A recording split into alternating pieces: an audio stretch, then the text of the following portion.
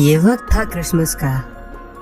Christmas के time सभी बच्चे बहुत खुश होते हैं और रात को जल्दी सो जाते हैं, क्योंकि उन्हें लगता है कि रात के 12 बजे के बाद सेंटा क्लॉज आके उन्हें गिफ्ट्स देंगे।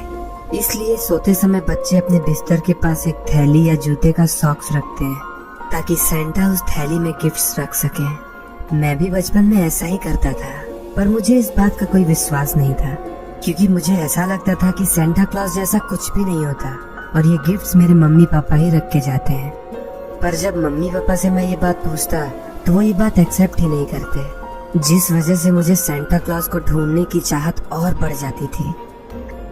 क्रिसमस आने वाला था। अंदर से मैं बहुत खुश था, मुझे जो गिफ्ट्स मिलने वाले थे। लेकिन उस रात मेरा एक और मकसद था। उस रात मैंने सोच लिया था कि मैं रात भर जागूंगा और ये पता लगा के रहूंगा कि गिफ्ट्स कौन रख के जाता है।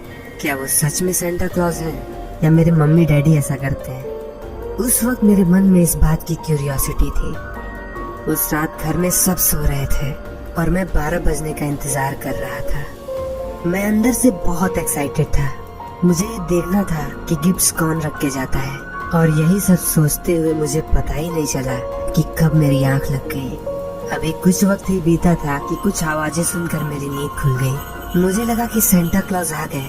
धीरे धीरे वो आवाजें मेरे घर के और करीब होती गई।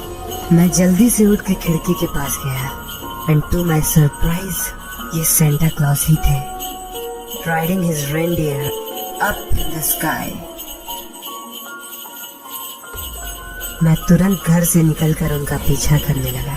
मुझे पता था कि वो किसी न किसी के घर जरूर रुकेंगे और तब मैं उन्हें वहां रोक लूंगा। मुझे उनका पीछा करते करते लगभग 15 मिनट हो चुके थे, लेकिन कुछ दूर बाद अचानक वो आसमान में गायब हो गए। He was just vanished in the horizon. मैं उन्हें वहाँ ढूंढता रहा, पर वो कहीं नहीं थे। मैं वहाँ बीच सड़क पे खड़े होके ये सोच ही रहा था कि अचानक एक बहुत तेज सी आवाज आई। जब मैंने पीछे मुड़ के देखा तो एक बहुत तेज रोशनी मेरे पीछे से गई थी। ये सब इतनी तेजी से हुआ कि मुझे कुछ समझ नहीं आया। मैं पूरी तरह से डर चुका था, क्योंकि उसके बाद सब कुछ अजीब सा हो गया था, मानो कि चारों तरफ एक अजीब सी खामोशी हो। भागते हुए मैं अपने घर की तरफ आया, जहां मुझे मेरे फ्रेड अंकल दिखे। उन्हें देखकर मुझे बहुत खुशी हुई। उन्होंने भी मुझे देखकर अपनी तरफ बुलाया। उन्होंने मुझसे कहा, How did you get here, son? क्या मतलब अंकल?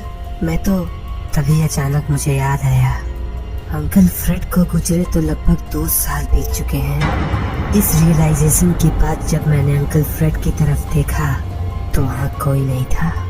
वहाँ पूरे माहौल में एक अजीब सी ठंडक थी, एक निर्जीव सा एहसास, ठंडा। तभी वहाँ मेरी तरफ एक बूढ़ा शराबी आया। उसने मुझे ध्यान से देखा और मुझे एक क्रिसमस गिफ्ट बॉक्स बढ़ाते हुए बोला, ये लो बेटे, सेंटा क्लॉज की तरफ से एक गिफ्ट। मैंने तुरंत गिफ्ट लेके उनसे पूछा, पर सेंटा क्लॉज है कहाँ? क्या वो सच में है? इस पर वो शराबी हंसकर बोला, वहाँ ऊपर देखो। जब मैंने ऊपर देखा तो वहाँ सेंटा क्लॉज अपने रेनडियर पे सवार होकर जा रहे थे।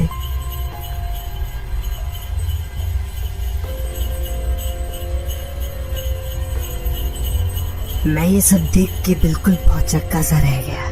मेरे मन में बहुत से सवाल थे, पर जब मैंने अपने आसपास देखा तो उस आदमी का कोई अता पता नहीं था। He just vanished.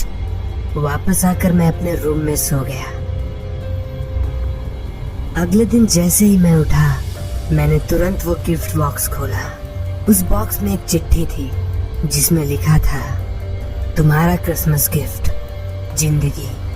पहले तो मुझे कुछ समझ नहीं आया, पर बाहर मैंने लोगों को बात करते सुना कि देर रात एक शराबी को किसी गाड़ी ने टक्कर मार दी।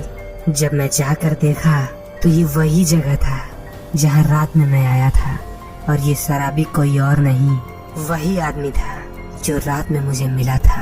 पहले तो मुझे कुछ समझ नहीं आया, पर धीरे धीरे चीजें मुझे समझ में आने लगी। आखिरी रात में सेंटा क्लॉज ने मुझे गिफ्ट में जिंदगी दी थी।